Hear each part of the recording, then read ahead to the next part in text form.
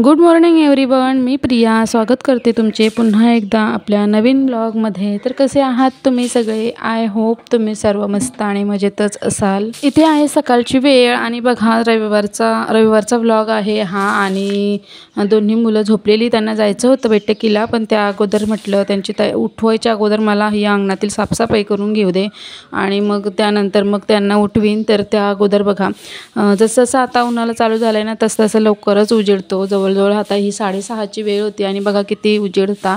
हिवाळ्यात जवळ 7-7:30ला इतका उजेड असतो आणि आता 6:30 वाजेपासूनच असा इतका उजेड होतो. तर बघा मी पहिल्यांदा मग पाणी मारून घेतलं. आता उन्हाळ्यात खूपच धूळ येते, अंगणातीलच घरात जाते आणि मग किती आपण जरी साफसफाई केली तरी पण घरात ते धूळच असते. त्याच्यामुळे मग सकाळी अशा प्रकारे पाणी मारून घेतलं मी आणि झाडू मारून घेतला. त्याच्यामुळे मग झाडू मारताना पण धूळ उडत नाही. आणि तसं पण सकाळी सकाळी अशी म्हणजे घरात पहिल्यांदा बाहेरची आंघोळीच्या अगोदर, माझी आंघोळी झाली नव्हती यावेळेला, आंघोळीच्या अगोदरच मी बाहेरही साफसफाई करून घेते, मग जेणेकरून आपले काय नंतर दुसरी कामं करायला मोकळी मी घरातील. तर इथे मी सर्व झाडू मारून घेतलं बघा. सकाळी सकाळी पक्ष्यांचा किलबिल तुम्हाला आवाज येतच असेल बॅकग्राऊंडला बघा. तर इथे माझं झाडू वगैरे मारून झालं आणि त्यानंतर मग मी झाडांना पाणी पण मारून घेतलं. आणि मला आज करायचं होतं उन्हाळी साठवण, जसे की आपली पापड माझे मागेच झाले, जसं की तुम्ही मागच्या ब्लॉगमध्ये बघितलंच असेल. म्हणजे आता जवळजवळ 8-15 दिवस झाले उडदाच्या डाळीचे पापड लाटलेले आणि मला आज करायची होती शेव राशनच्या तांदळांची. तर बघा इथे झाडू वगैरे मारून झालं माझं आणि पुन्हा एकदा मग एक बादली पण पाणी मारून घ्यावं म्हटलं, कारण बाहेरच उन्हातच मला शेव बनवायची होती खाटेवर.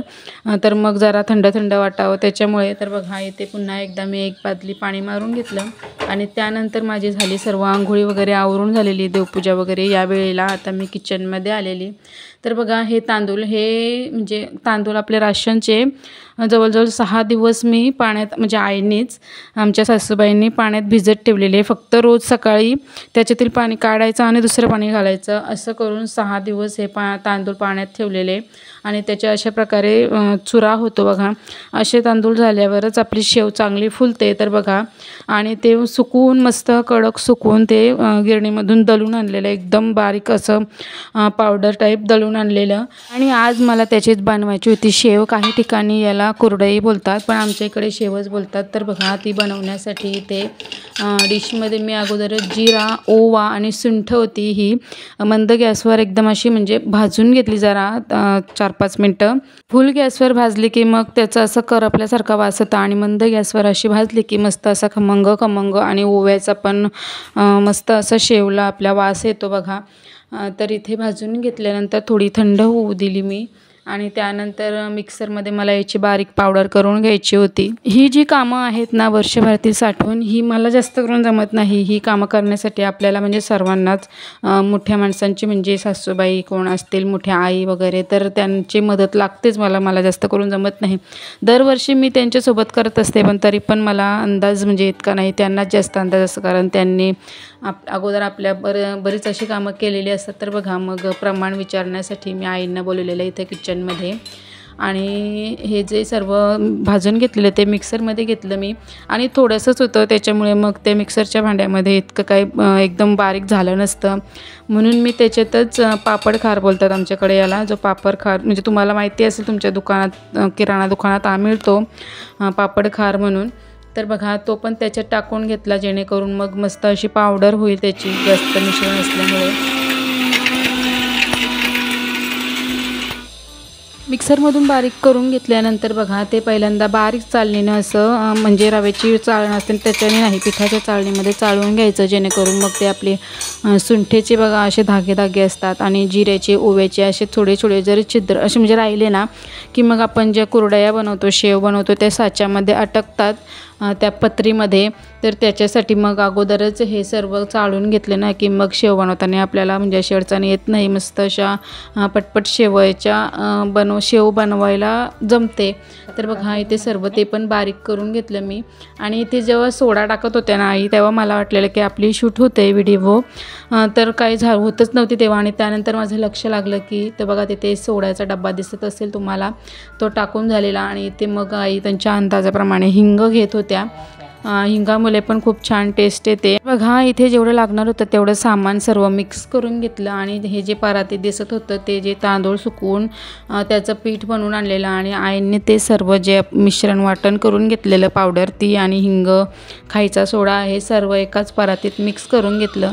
आणि बघा आईंना कसं गॅसवर जास्त करून हे ढवळायला जमत नाही, त्यांना बसूनच चुलीवरच पहिल्यापासून करायची सवय आहे। तर बघा इथे मोठ्या पातेल्यात अंदाजाप्रमाणेच त्यांनी पाणी घेतलेलं आणि त्याच्यातच मीठ घेतलेलं चवीप्रमाणे जितके लागेल तितके। तर बघा त्यानंतर जितकं पीठ होतं मिश्रण ते सर्व त्याच्यात टाकून मिक्स करून घेतलं। चांगलं असं उकड काढून घेतली या पिठाची। हेच मला जास्त करून जमत नाही, म्हणजे ती व्यवस्थित अशी जास्त उकड घ्यायला लागते, सुकी उकड होऊन जमत नाही। म्हणजे आमच्या आईंना अंदाज आहे, तर मग मी आईनाच उकडायला सांगितलेलं आणि मग तेच पीठ थोडंसं थंड करून घेतलं आणि 2 परातीत काढून घेतलं आणि मग मी ते मळून घेतलं। बघा व्हिडिओ दाखवल्याप्रमाणे जास्त काय पाणी वगैरे घ्यायची पण गरज नव्हती। बघा थोडं थोडं हाताला पाणी, म्हणजे थोडं गरम होतं त्याच्यामुळे मी थोडं थोडं हाताला पाणी घेऊन सर्व पीठ हे मळून घेतले। ही शेव करत असताना, म्हणजे हा पीठ उकडत असताना काव्या घरात नव्हती, काव्या बैठकीला गेलेली आणि काव्याला आणि मला, आता तुम्हाला काय वाटेल मला सांगू शकत नाही मी, पण मला हा पीठ उकडलेला खायला आवडतो आणि काव्याला पण। तर बघा त्या छोट्याशा डब्यामध्ये मी तिच्यासाठी काढून ठेवला पीठ, उकडलेलाच डायरेक्ट, म्हणजे मळलेला पीठ नाही आवडत, मग तो तिच्यासाठी डब्यामध्ये काढून घेतलेला बघा। आणि मग एकीकडे माझं पण खाण्याचं काम चालू होतं। आई मला बोलत असतात नेहमी दरवर्षीच, म्हणजे वर्षातून एकदाच हा जास्त करून मी पीठ खात असते, कारण तेव्हाच आपण बनवतो। आई बोलत असतात की काय पीठ खाते, म्हणजे असं कच्चा पीठ उकडलेलाच असतं ना तो, आणि मला आवडतं त्याच्यामुळे मग मी खाऊन घेतला। आणि बघा इथे पीठ पण मळून झालेलं आपलं आणि मग त्यानंतर लवकरच लागलेलो या कामाच्या तयारीला। आईंनी मला सर्व पीठ म्हणजे अजून मळून दिलं आणि मग त्या शेवग्यामध्ये भरून द्यायचं काम आईंनी केलं आणि मग त्यानंतर मी इकडे बाहेर खाटेवर शेव काढून घेतली। बघा आई दरवर्षी मला भरून देत असतात, म्हणजे एकटीवरच हे काम, एकटीच्याने होणार पण नाही जास्त करून, आणि जे करतात पण त्रास पण होतो त्याच्याने, आणि मला माझ्या कमरेचा त्रास आहे थोडा, तर त्याच्यामुळे मला एकटीला काही हे कामं जास्त जमत नाही। आईंची मला दरवर्षी अशी या कामामध्ये मदत असते। तर बघा असं सर्व भरून दिलं आणि त्यानंतर मग मी गेलेली बाहेर काटेवर काढण्यासाठी। खरं तर हे वाकूनच करायचं असतं ना, त्याच्यामुळे मग माझ्या कमरेला थोडा त्रास होतो। तर असं वर्षातून एकदाच हे आपल्याला वर्षभर खायचं असतं, मग एक दिवस करायला इतकं काही वाटत नाही, म्हणून काढून घेतलेले। बघा कुरडया, तुमच्याकडे काही ठिकाणी गव्हाच्या करतात, जे गहू फुगत ठेवून असं काहीतरी करतात, पण मला इतकं काही माहिती नाही, पण म्हणजे गव्हाची कुरडई असं ऐकलं आहे मी। पण आमच्याकडे अशा प्रकारे राशनच्या तांदळा भिजत ठेवून त्यांच्या कुरडया बनवतात आणि खूप छान होतात, टेस्टी होतात। आणि हे सर्व इतकं सामान वगैरे टाकलं ना की त्याची पण खूप छान टेस्ट येते त्या कुरडईला, शेवीला। तर अशा प्रकारे मग शेवया काढून घेतल्या मी। आता सध्या हा सीझन याच उन्हाळी कामांचा आहे, जिकडे तिकडे प्रत्येक घरी पापड, पापड्या, कुरडया किंवा त्या साबुदाण्याच्या पापड्या त्या सर्व करण्याचा हल्ली जिकडे तिकडे चालू आहे। मी दरवर्षी म्हणजे इतक्या लवकर नाहीच करायला घेत, पण मागच्या वर्षी जेव्हा मी लेटने उडदाच्या डाळीचे पापड लाटायला घेतलेले ना, तेव्हा ऊनच नव्हतं आणि मग पापड पण इतके काही टेस्ट नव्हती पापडांना, म्हणून यावेळेस लवकरच पापड लाटून घेतले। आणि शेवईची पण अजून काही लोकांची सुरुवात आहे, पण माझा आता जवळजवळ आता ह्या झाल्या। आता साबुदाण्याचे पापड बनवायचे आहेत मला फक्त, ह्या बनवून झाले की 2-3 दिवसांनी मग बनवून घेईन। आणि बघा इतक्यात काव्य आलेली बैठकीशी, आणि मग तिने अशी थोडी शूट घेतली माझी अगोदरची शूट मी अशी स्टँडला लावूनच घेतलेली ट्रायपॉडला। तर बघा इथे माझ्या आता पूर्ण खाट भरून शेवया रेडी होतील। बघा लवकरच ऊन व्हायच्या अगोदरच मी सुरुवात केलेली, अगोदर ऊन नव्हतं बघा, आता हळूहळू अंगणात ऊन यायला लागलं आहे, म्हणजे काढताना पण ऊन लागणार नाही आणि मग नंतर सुरुवातीपासून शेवटपर्यंत त्याचा ऊन या कुरडयांना मिळेल, म्हणून लवकरच काढायला घेतलेली। बघा आता जवळजवळ ही वेळ 10-10:15ची असेल आणि 11 वाजेपर्यंत माझी पूर्णच शेवया काढून झालेल्या या।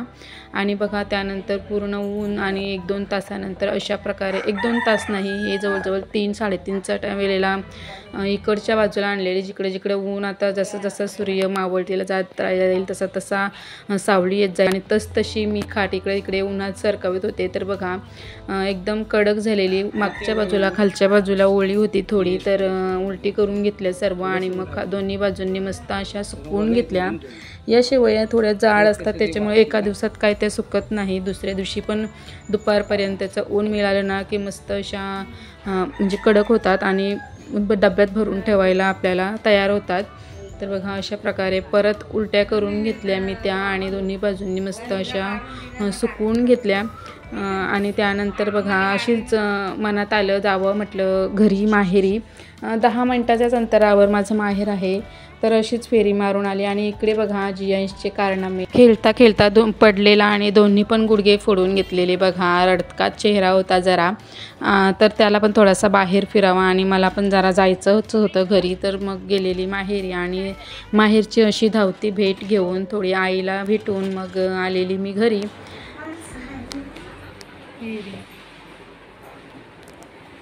आणि इकडे बघा दुसऱ्या दिवशी हे शूट केलेलं मी पातेल्यात थोडं म्हणजे अगोदर खाटेवरच ठेवलेले मी हे सुकत, त्यानंतर मग थोडं पातेल्यात ठेवून पुन्हा एकदा म्हणजे 10-15 मिनटं पातेल्यात म्हणून ठेवून दिलं। आणि त्यानंतर बघा इथे मी तळायला घेतलेला आणि छोटासा तुकडा टाकून बघितलेला किती आकार होता तुकड्याचा आणि तेल तापलं की नाही बघण्यासाठी टाकलं तर किती असं मोठं फुलून आलं आणि शेवेचा आकार पण तुम्ही बघू शकता डब्बल फुललेली आणि मस्त अशी खुसखुशीत झालेली। आणि टेस्ट तर कायच सांगू तुम्हाला, खूपच छान टेस्ट होती आणि प्रमाण पण एकदम बरोबरच होतं।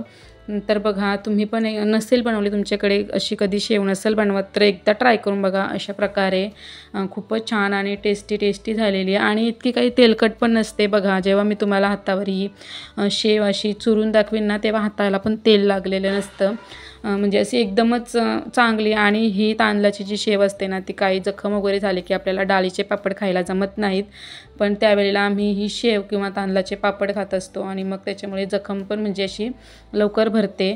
डाळीमुळे आपली जखम जास्त होते, तर जास्त करून त्याच्यासाठीच ही शेव बनवतो। शेवेचा तुम्हाला आवाज येतच असेल कसा कुरुम कुरुम। तर बघा आपला ब्लॉग आता इथेच एंड करते मी। भेटू पुन्हा एकदा पुढच्या नवीन ब्लॉगमध्ये, तोपर्यंत बाय।